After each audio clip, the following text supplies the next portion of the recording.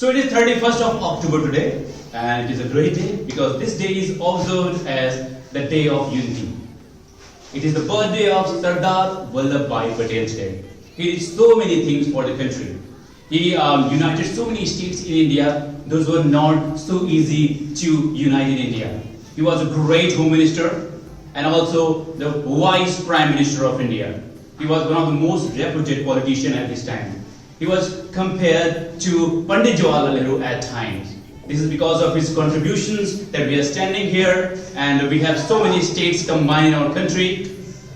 He has made so many contributions for the unity of our country. And just in his reverence, in his respect, there is a big statue in Gujarat that is called Statue of Unity. Statue of Unity has been established there. So on this day we are going to start a short debate, and the topic is going to be, why is India a great country? So in this debate we are going to tell one reason. Everybody is going to tell why India is a great country.